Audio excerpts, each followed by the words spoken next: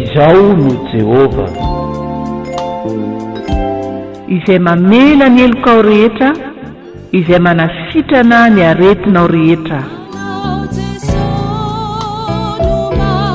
Fotoana izay amankin'Andriamanitra manokana ny marary sy ny ankonana misy ny tsy salama, ny fandaharana. Izaho no Jehovah.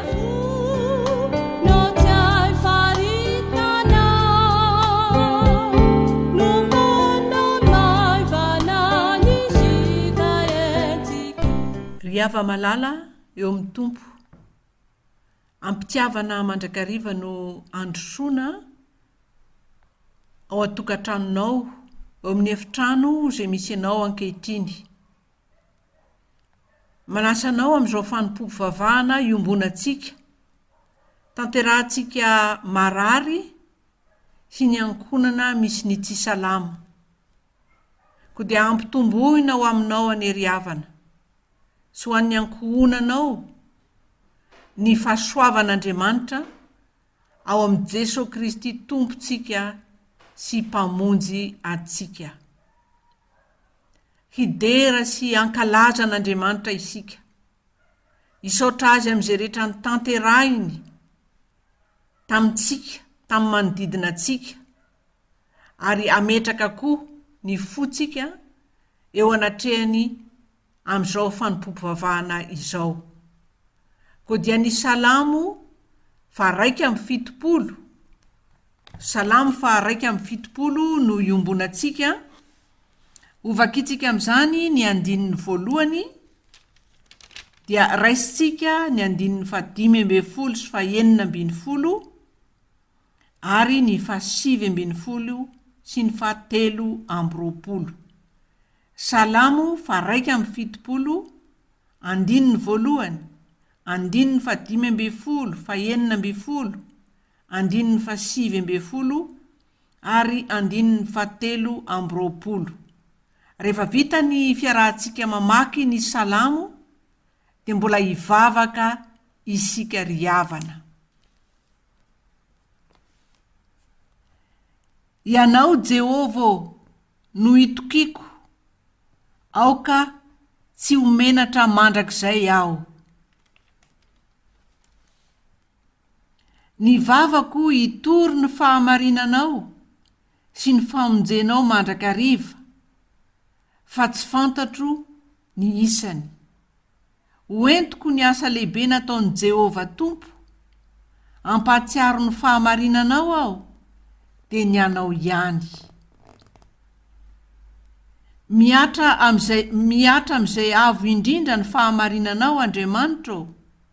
Ianao izay nanao zava-dehibe, Andriamanitra, iza ny tahaka anao? Ioby ny molotro raha mankalaza anao, ny fanahy koa izay efa navotanao. Amen. Hivavaka isika. Ry Andriamanitra, ray zanaka fanahy masino, endretoko ny fifalianay ankehitriny. Mankalaza anao zay, manome voninahitra anao zay, manondrika ny fo amampananay eo anatrehanao izahay, fa tsy misy Andriamanitra tahaka anao.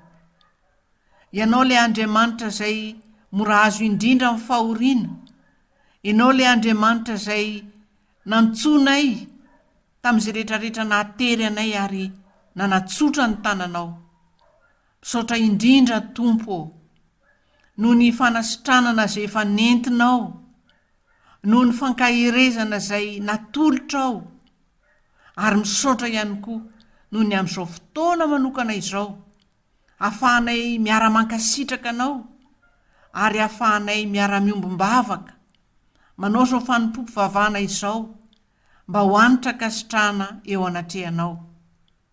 Dia raiso Tompo fa tena vokatry ny fonay tokoa, ary dia sasao amin'ny rahanao izahay, ary fenoy ny fanahinao masina, raha indraindray ny teny fanasitranana avy aminao, mba tena hitoetra ty amponay ane, ny afatra ao masina ry tompo ka amoa avy zato eny ary de tena ampiorina ny finoanay afantaranay ny Andriamanitra zay mpamonjy anay ary de tena atsapanay fa velona tokoa ny tomponay de amin'ny anaranao mavony Jesosy Kristy tompo no anaovanay izany vavaka izany.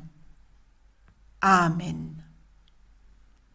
Eny ry havana, Andriamanitra velona tokoa ny tompo, Andriamanitra miasa, Andriamanitra manasitrana, Andriamanitra miaino ny fitarainantsika ary Andriamanitra ihany koa miresaka amintsika. Koa dia andray ny tenin'Andriamanitra isika ankehitriny. Ny soratra masina zay iangatsika amin'izany dia ny voasoratra ao amin'ny Mpanjaka faharoa 5 manomboka eo amin'ny 4:12 ka hatramin'ny 7:10. Mpanjaka faharoa 5 manomboka eo amin'ny 4:12 hatramin'ny 7:10. Mivaky toy izao amin'ny anaran'ny Tompo ary dia manainganao sy manasanao ry havana hamaky izany ihany koa ny diema dika teny iombonana eto Madagasikara no hamakitsika ny tenin'Andriamanitra. Hoy ny voasoratra amin'ny anaran'i Jesosy: de nidina namana ka nisitrika impito tao Jordanina araka ny tenin'ilay olon'Andriamanitra ary ny hodiny de tonga tahaka ny hody zazakely indray ka nadio izy. Dia niverina nankao amin'ilay olon'Andriamanitra izy mba amin'ireo rehetra mpanaraka azy ary niseho teo anatrehany izy ka nanao taminy hoe: fantatro ankehitriny fa tsy misy Andriamanitra eto ambonin'ny tany tontolo afa-tsy ato amin'ny Israely ihany. Ko mba raiso ny fanomezana tolotra anao. Fa hoy ny navalin'i Elisa: velona ny Tompo izay topoiko ka manizingizina aminao aho fa tsy handray izany.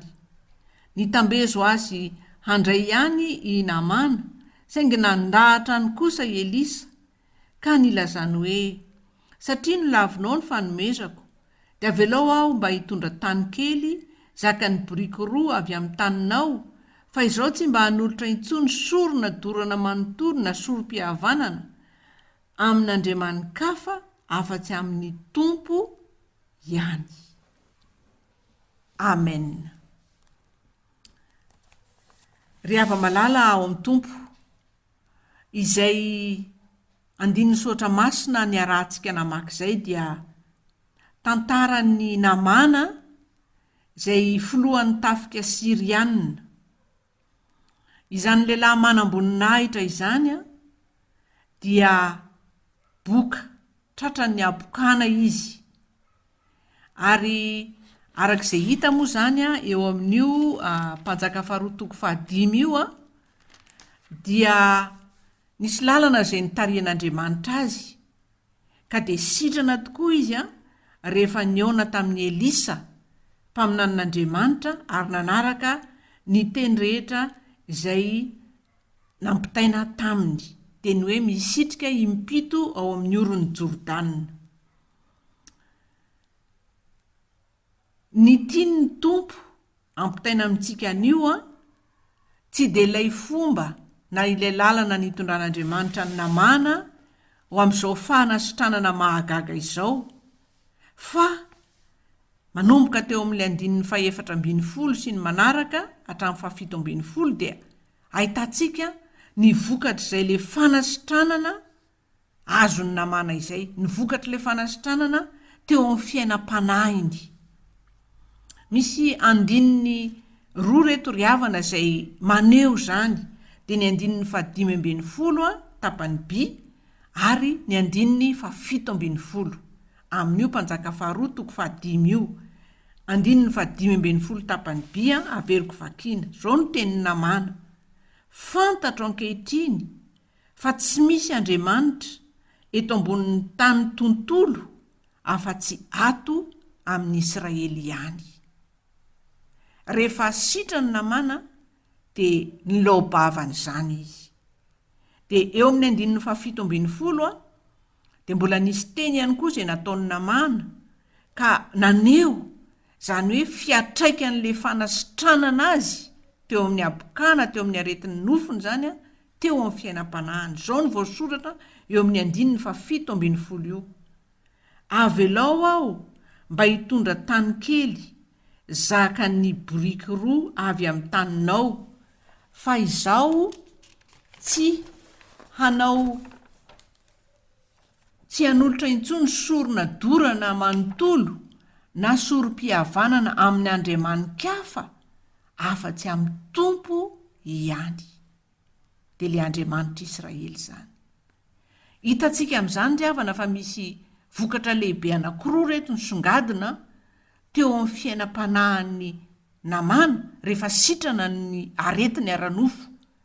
Dia le fanekeny teo amin'ny 15 fanekeny fa tsy misy Andriamanitra ambonin'ny tany manontolo afa-tsy Jehovah Andriamanitra ilay Andriamanitra Israely.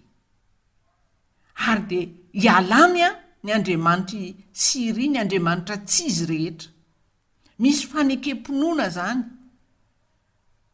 Ny potra teo amin'ny namana dia ny hoe Jehovah Andriamanitra, ny Andriamanitra Israely ihany ambonin'ny tany manontolo no Andriamanitra.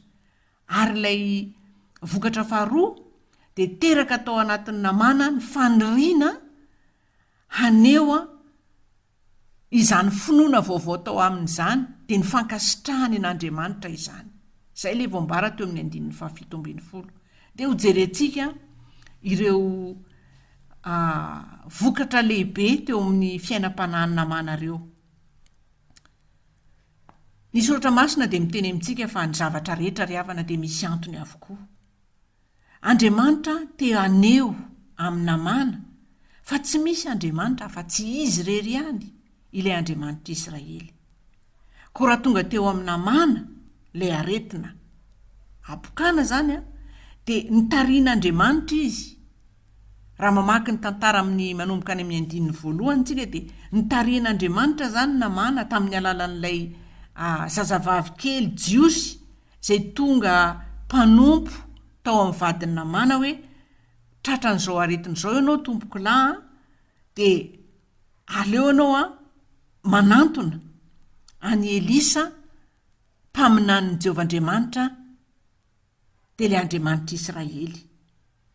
Zay zany le lalana. Misy antony avokoa fa Andriamanitra te haneo an'izay asan'izay eo amin'ny namana. Dia rehefa sitrany namana dia niaika izy. Ka hitantsika amin'izany fa zao hoe tsy ny nofony ihany, tsy ny vatany ihany no nikasihan'Andriamanitra ka sitrana. Nadio tamin'ilay abokana izy, tonga tahaka ny odi-jazakely indray ny hoditra rehefa niroboka tao amin'ny ranon'ny Jordana izy. Izay le teo amin'ny vatany. Fa ny haizina ihany koa ara-panahy tao aminy satria jentilisa izy, ny tsy fahalalana n'Andriamanitra fa nanana Andriamanitra tsy izy dia asan'Andriamanitra teo ihany koa. Ary nesoron'Andriamanitra zany ilay androny tsy fahalalana teo amin'ny ara-panahy tamin'ny namana. Nesoron'Andriamanitra zany dia ny avao ara-panahy zany namana niposaka teo aminy ny tena fahalalana, ny tena Andriamanitra marina. Lehibe Andriamanitra ry havana. Ary Andriamanitra tokoa dia nahary ny olombelona tsy vatana ihany fa vatana saina fanahy. Ary dia mampatsiahy antsika ilay voasoratra ao amin'ny filazantsarany Lioka 7:70. Voasoratra ao amin'ny filazantsarany Lioka 7:70 io fa nanasitrana boka 10 lahy Jesosy. Zany hoe nisy boka 10 lahy izay nifanena taminy ary dia rehefa nifanena taminy ireo boka 10 lahy ireo dia nisotraniny Jesosy. Fa ny anankiray niverina teo amin'ny Jesosy. Ary rehefa niverina teo amin'ny tompo izy eo amin'ny 5:12 sy 9:10 amin'ny Lioka 7:12 no ahitantsika an'izay. Lioka 7:12 dia ny 5:12 sy 9:10 zao ny voasoratra hoe ary ny anankiray tamin'ireo folo-lahy raha nahita fa sitrana izy dia niverina ka nankalaza an'Andriamanitra tamin'ny feo mahery sady niankohaka tamin'ny tongotra Jesosy ka nisaotra azy. Ary Samaritanina iny lehilahy iny. Samaritanina zany hoe tsy jiosy zany, tsy mbola nahalala an'Andriamanitra, tsy mbola nahalala an' Jesosy Kristy izy. Fa rehefa sitrana izy, rehefa nisotranan'Andriamanitra izy, navozon'Andriamanitra ny vatany, dia iny fa nahalala izy ny ten'Andriamanitra ary teny verina izy nankalaza an'Andriamanitra ary tena nankasitrahan'ny tompo zany. Zay le asan'Andriamanitra zay. Dia tahaka n'ilay hitantsika ihany koa ao amin'ny filazantsarany Jaona 5:5. Io indray dia tantaran'ny lehilahy anankiray izay teraka jamba. Rehefa teraka jamba io lehilahy io dia nanontany ny mpianatra Jesosy, filazantsarany Jaona 5:5. Nanontany ny mpianatra Jesosy hoe Tompo, ity lehilahy ity ve no nanota sa ny ray aman-dreniny no dia tena teraka jamba toy izao izy? Dia izao no navalin'i Jesosy eo amin'ny 7. Tsy io lehilahy io izy no nanota ary tsy ny ray aman-dreniny ihany koa, fa ny anehoana ny asan'Andriamanitra eo aminy.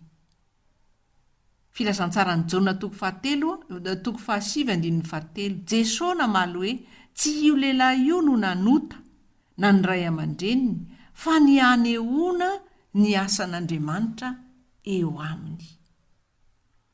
Dia raha tohizantsika ny tantara dia famakiana ny filazantsara 5:7 io dia sitrana ilay jamba, fa ary amin'ny andininy efa ary amin'ny faraparany ery amin'ny andininy 9:30 dia io fa niaiky ilay teraka jamba zay efa sitrana zany hoe Tompoko mino aho, dia niankohaka teo anatrehany izy.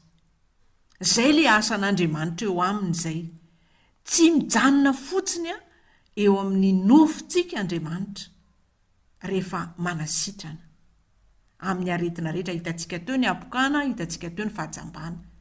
Tsy mijanona fotsiny eo amin'ny fikarakarana nofo Andriamanitra, fa tena mandeha amin'ilay olona manontolo izy ary dia ao indrindra zany hoe fanavaozany ny fanahy izany.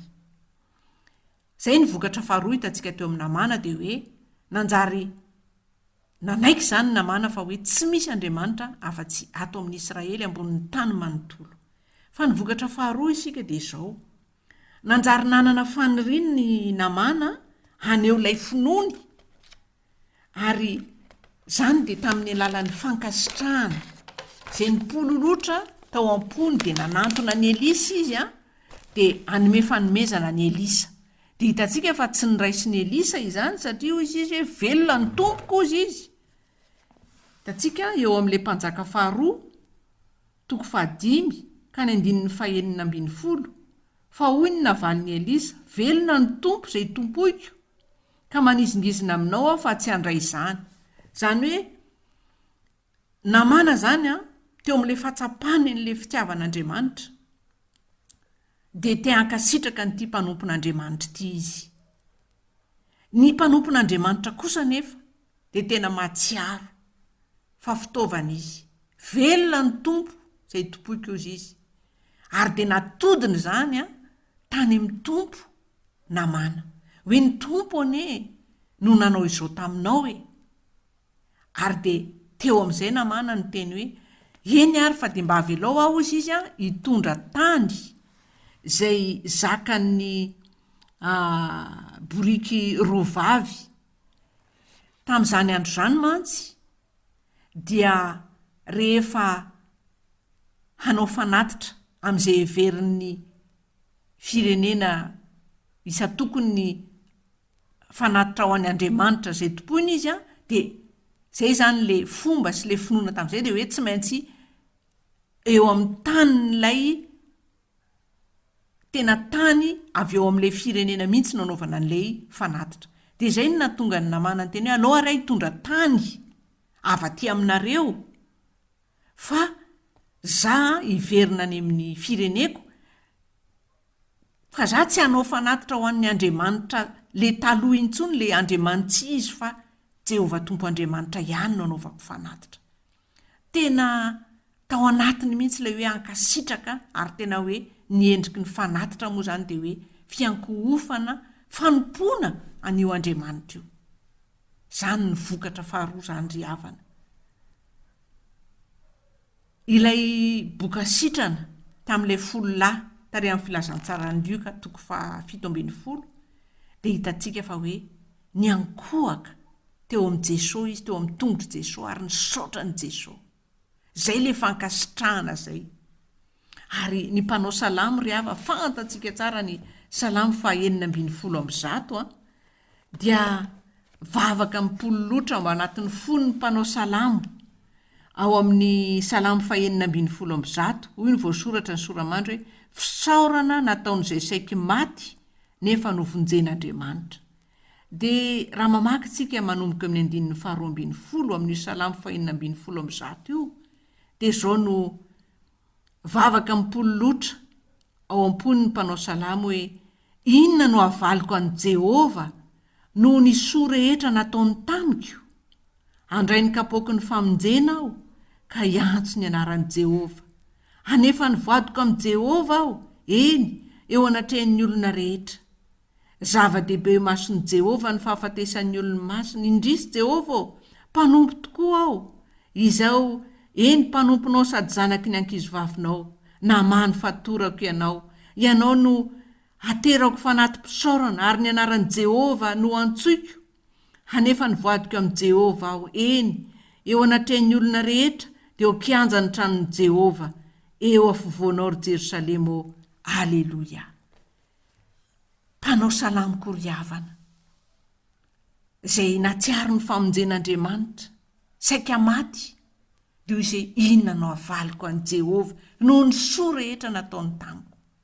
Tena zavatra ataontsika hoe mamy loatra, zany hoe ateraky ny fo matsiaro ilay fitiavan'Andriamanitra sy ilay asan'Andriamanitra dia tena te hankasitraka an'Andriamanitra, te haneho fitiavana ihany koa an'Andriamanitra. Ary marina ry havana fa naomentsika an'Andriamanitra daholo ary izay ataoko hoe emboka manitra rehetra, fanatitra isan-karazany. Andriamanitra ny tompony izao rehetra izao hoe fa ny tena angatan'Andriamanitra dia ilay fitiavana avy aty amintsika. Babon'ilay fitiavana izay nasehony dia ilay fotsika araka ny teniny hoe anaka atolory any fonao. Andriamanitra te hiditra eo amin'ny fiainantsika, te hiaraka amintsika. Zany fanoloran-tenantsika ny tena tadavin'Andriamanitra. Ireo izay nandray fahasoavana ry havana tamin'Andriamanitra, tamin'ny tompo, anisan'izany ny fanasitranana, dia tena baby ny fitiavan'Andriamanitra, te hankasitraka. Ary miandry an'izany ny tompo ry havana, tena miandry an'izany ny tompo. Nalahelo ange ny tompo rehefa tsy niverina le boka 7 tamin'ilay 10 izay nisitraniny. Nalahelo izy, tena nalahelo izy.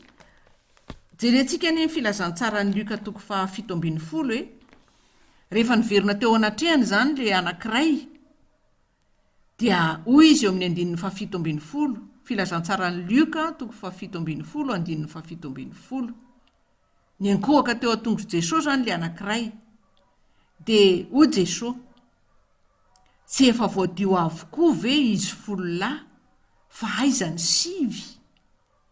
Moa tsy nisy hita ny verina hanome voninahitra an'Andriamanitra afa-tsy ity olona hafa firenena ity ihany va? Ary hoy izy taminy, nitsangana mandehana ny finonao no efa nahafonjenao. Nalahelo Jesosy satria tsy hita le 7 lahy nefa samy sitrana daholo dia ity lehilahy anankiray samaritana ity no niverina ny ankohaka ny sotra ny tompo fa le sivolahy izay heverina izany fa hoe jiosy tsy niverina nanome voninahitra an'Andriamanitra. Malahelo ny tompo fa tena zavatra andrasan'Andriamanitra, tena zay le hoe planin'Andriamanitra mihitsy ny dia le hoe resen'Andriamanitra lahatra amin'ny fitiavany ny fotsika mafy ry havana, ny fotsika mangatsika, ny fotsika tsy mahalala izany hoe fitiavana izany, dia tena hoe resen'Andriamanitra lahatra dia io tahaka ny nataony namana io. Zaho izy mba aleo hitondra tany kely anaovako fanatitra ho an'ny Andriamanitra izay tena izy, fa za tsy ankohaka amin'ny Andriamanitra tsy izy intsony. Ry hava-malala ao amin'ny tompo, nahatsiaro ny fahasoavan'Andriamanitra ity Samaritanina tao amin'ny filazantsara Lioka 7:10. Dia ny ankohaka teo amin'i Jesosy izy, nisaotra ny Jesosy izy, izany hoe niny tamin'ny fony izy, ary dia nilobava izy teo amin'ny tompo, nisaotra ny tompo. Ary dia izay no nahatonga ny Jesosy ny teny hoe ny finoanao no nahavonjy ianao. Niny tamin'ny fony izy, ny fahasoavana nataon'Andriamanitra taminy ary naloky ny vavany, izany hoe amin'ny fono inoana ary amin'ny vavano anekena. Mila n'izany fanekempinoana izany Andriamanitra ry havana. Mila n'izany fanehoam-pitiavana izany Andriamanitra, fankasitrahana. Ry havana, manana lalana hieverana antsika tsirairay avy Andriamanitra, arak'izay voambarana amin'ny Jeremia mpaminany.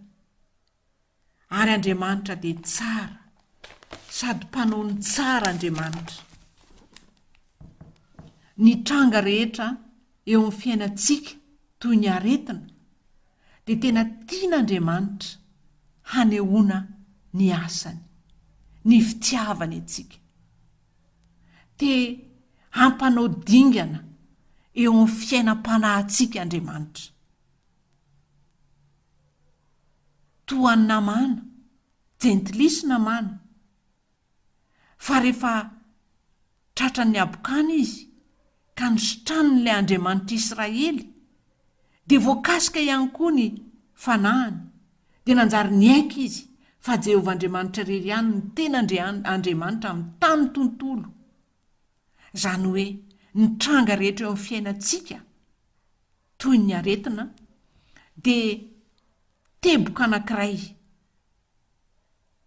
izay tian'Andriamanitra hiasana, tian'Andriamanitra hiroso isika bebe kokoa amin'ny fahalalana azy, amin'ny fahalalana ny fitiavany antsika, amin'ny fahalalana ny fahefan'Andriamanitra, ny herin'ny fahalebiazany. Tian'Andriamanitra hiroso isika amin'ny fankasitrahantsika azy sy ny fitiavantsika ao anatintsika ao. Mety tahaka ny namana ianao miaino ankehitriny izao ny Jehovah izao.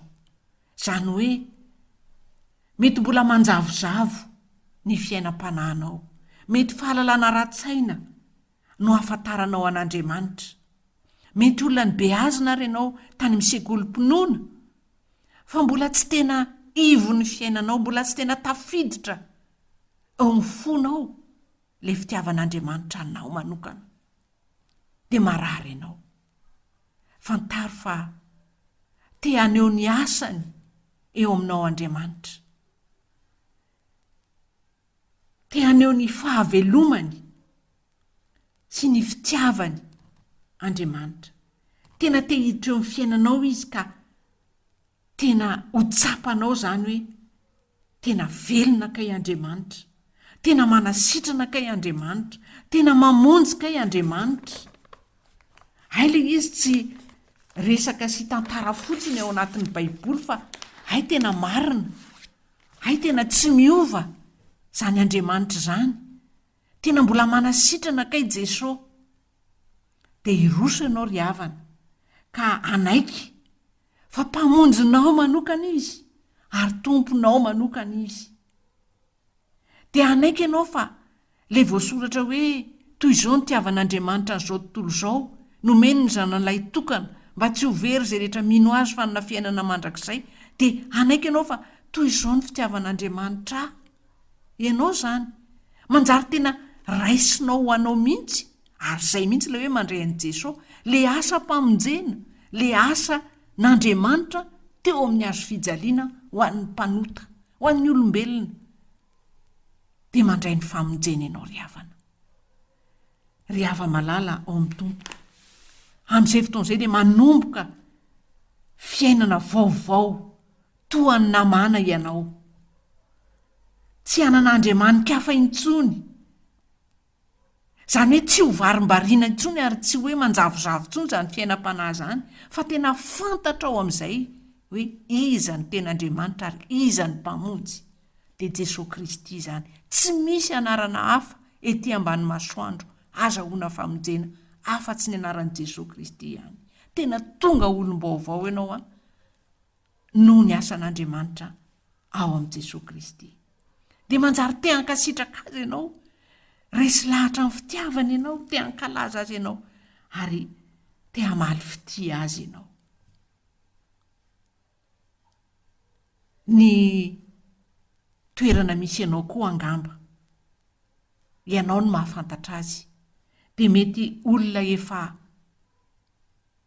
eo amin'ny sehatry ny finoana ianao, efa kristianina ianao, fa marary ianao ankehitriny. Dia fantaro fa mitovy amin'ilay teo amin'ny namana ihany, te hitondra anao amin'ny teboka, ataontsika hoe lalipaka kokoa Andriamanitra eo amin'ny ara-panahy. Te hitondra anao amin'ny lalindalina kokoa Andriamanitra amin'ny fifandraisany aminao.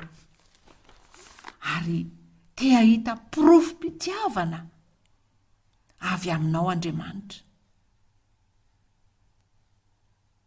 Raha ohatra efa nanompo azy ianao, dia mbola hanompo azy hatrany. Izany ny tadiavin'Andriamanitra. Raha ohatra ka somary nangatsiatsiaka ianao, dia tian'Andriamanitra haverina ianao eo amin'ilay fitiavana voalohany. Tian'Andriamanitra ho avaozina ianao. Avaozinao izany ny fanekenao azy, avaozinao izany ny fankasitrahanao azy.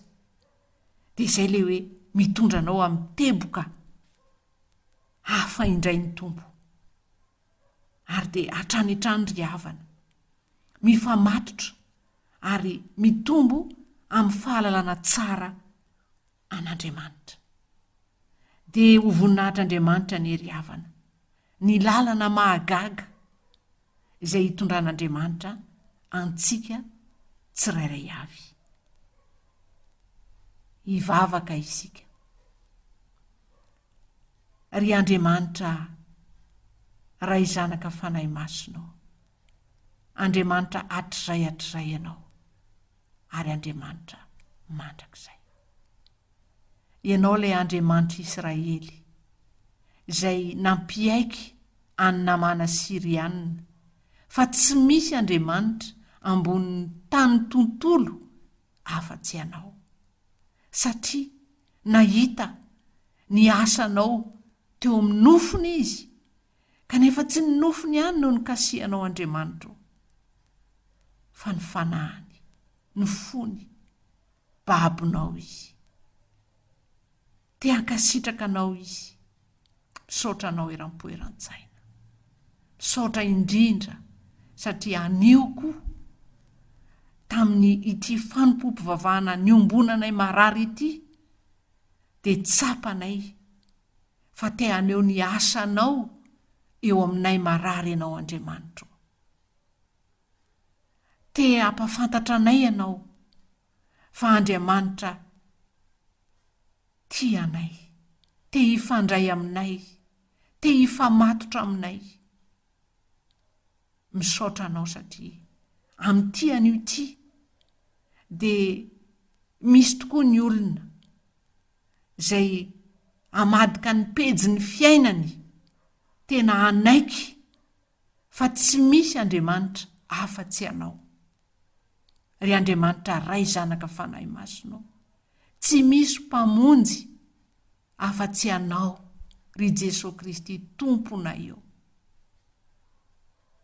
Misy olona hamadika ny pejim-piainany ka tsy hanomponompo andriamanitra tsy izy hiala amin'ny sampy, fa tena kosa hanompo anao le andriamanitra telo izay iray.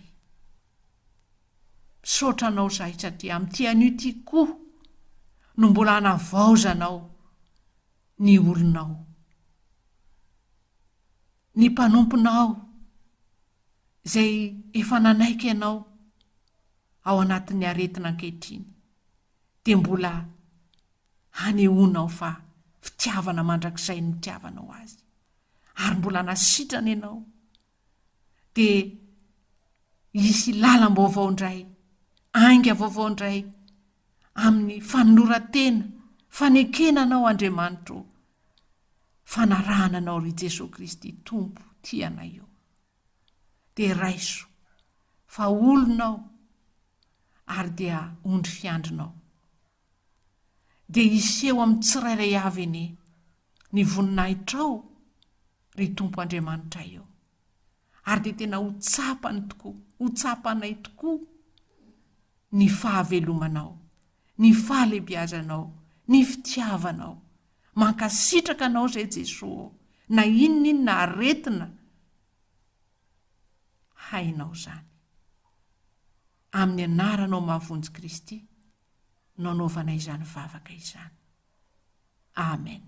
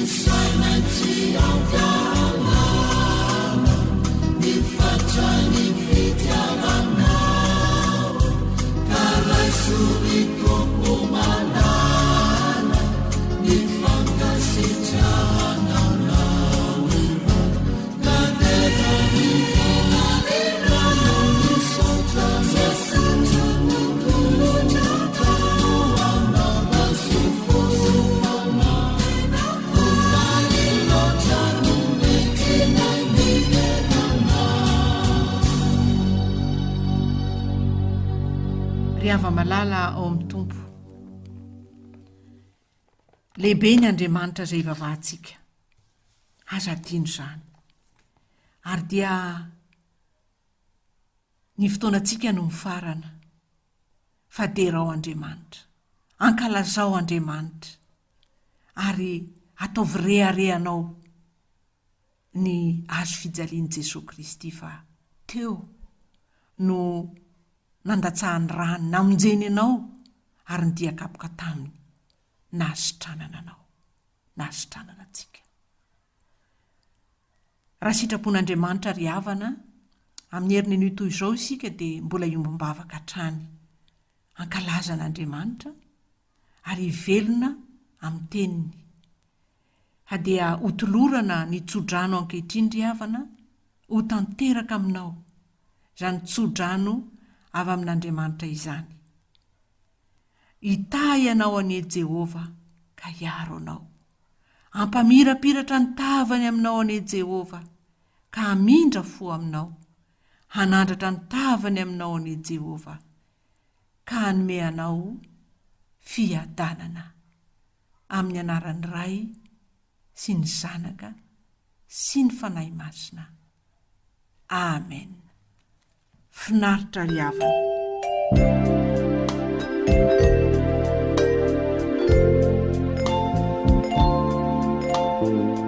Izaho no Jehovah.